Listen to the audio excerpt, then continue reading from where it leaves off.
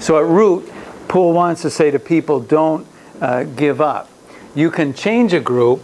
It may take time. You may have to adapt to the structure at first, but you can offer new behaviors. Watch what happens in those behaviors, and then adjust yourself as you go forward in that. So it's a more hopeful view of group process.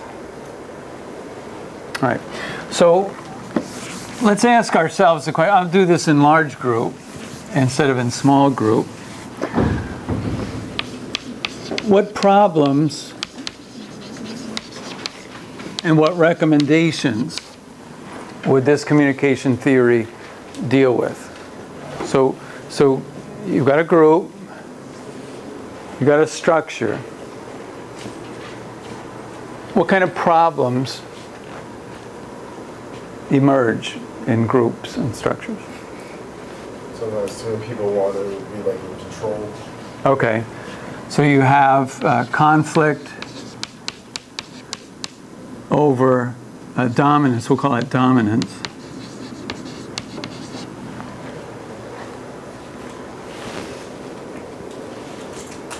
What other problems emerge? You think of your groups. What are the... I mean, in contrast to that, there's always somebody that's looking to do absolutely nothing. Okay, you have your free rider. Your free riders in a group who don't contribute but reap the benefits of the group process. Right? What other issues have you encountered in the groups that you've been in? Like you were saying with that girl focusing her attention on trying to bring the other girl out. Like that's kind of the girl in yellow trying to bring out the other girl in yellow. It's less efficient. I mean, like if you're wasting time on personal issues and things like that instead of what the group should be focused on. Okay, so time on personal, relational, absorbs the group's effort. Unequal workload. Is that all right?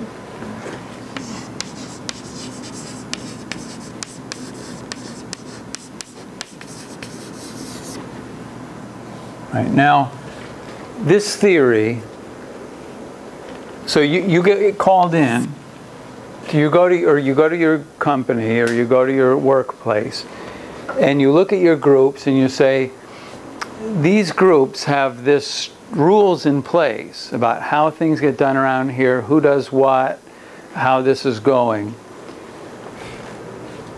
I have a theory that explains what's going on. And this theory says that what exists right here now is a result of everyone's behaviors. That this doesn't exist, it's being produced by the people who are doing it. The only thing that keeps this in place is the continued reproduction of it by the people who are participating. Because I have this theory, what do? If I want that structure to change, what does that theory tell me I need to do? Use the GDS set.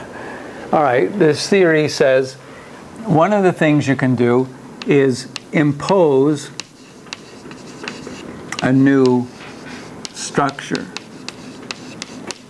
If your group is non-functional, if your group is dysfunctional, Poole's theory says impose a new structure on it by technology,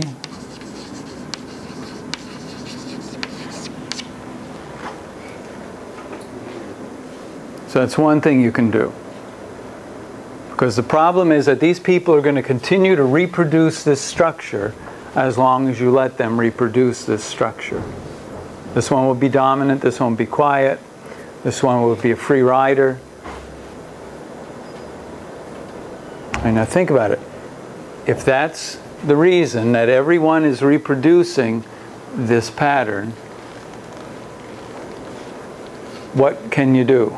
Enforce new rules. What's that? or new rules. Okay.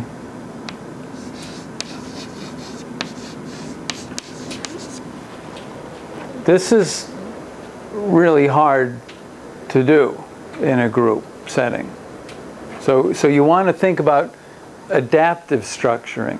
What, Alyssa, what do you mean? I was just going to say, I don't know if this is right, but possibly a leader, because then they can give each person a position and like what to do in the group, and then like each person has to follow through, and then from there you see if the person actually did their work or not. All right, so let me offer, you can change the leadership behavior.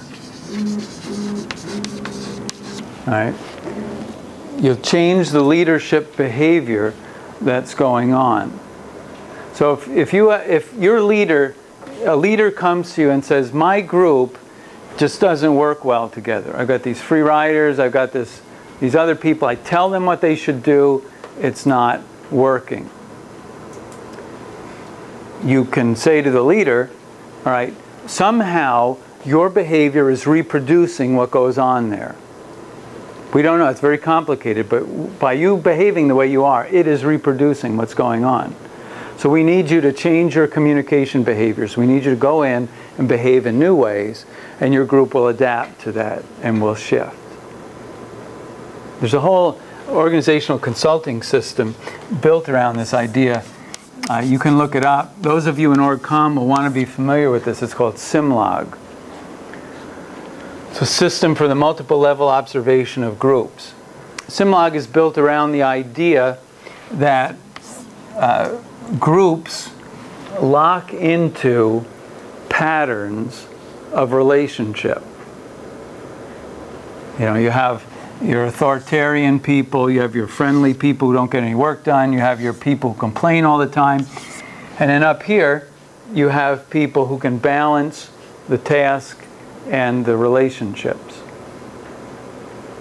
And so you run a test of a group, you do a analysis of a group using the SIMLOG system, and you get a picture of what's going on in the group.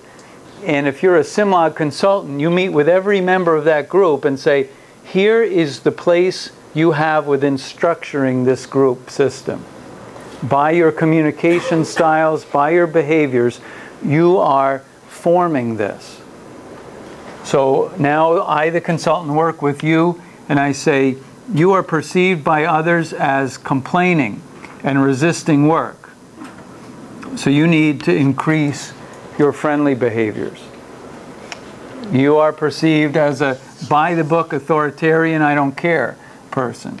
You need to increase your friendly behaviors. You're regarded as a fun party person who never gets any work done. You need to get more work done for the group. And so as everyone moves over time to new behaviors, the group begins to function in an effective way. They've built this system around studies of thousands of organizations and thousands of work teams. And they found out what the most productive work teams are. But it's built around the idea of adaptive structure, that we have the ability to reshape what goes on in groups by changing the behaviors patterns. So we counsel with this one, we counsel with this one, everyone begins to behave in new ways, we create a new work team.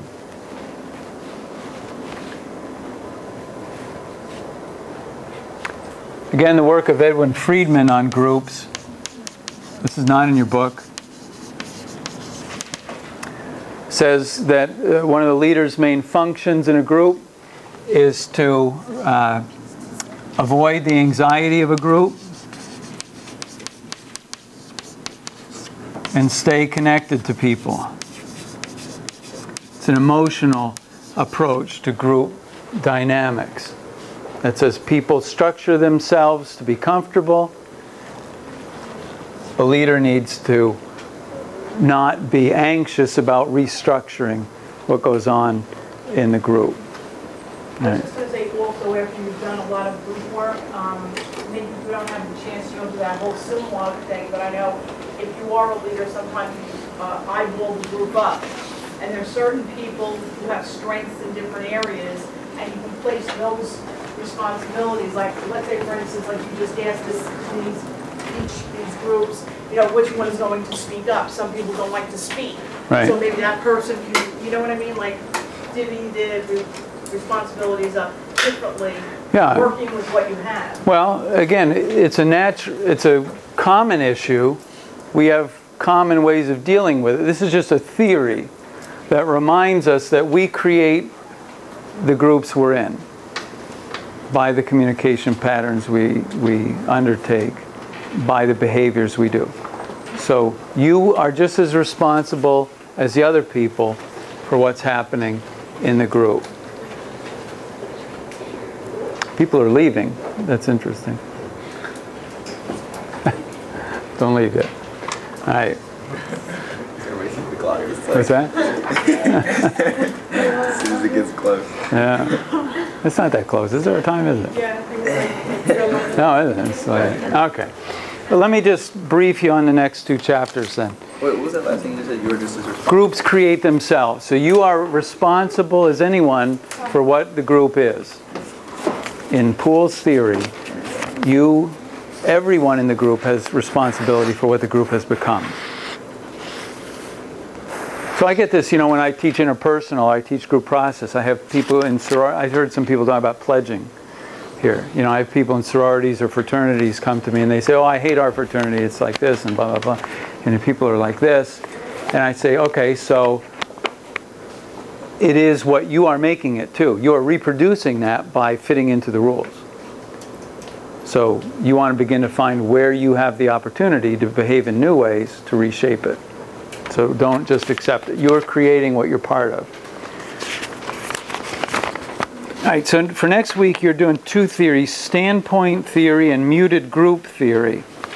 Both of these address the issue that people perceive the world differently, and there are groups whose perceptions are not welcomed. So we'll look at those issues. The journal for this week's journal is, Yes. what is it going to be on? What we read last week, or like? Well, you can do either way, but I want it by Friday night. Okay. I want it before the weekend. Yeah, I'm going to give slack on this last one, but I want it. And so you can either do adaptive structuration, you do spiral of silence, you can do muted group theory or standpoint theory. But try to find an example and begin to use the language of the theory. You know, explain what you're experiencing in the terms of the language of the theory. All right. All right, so we're off. We'll see you next week.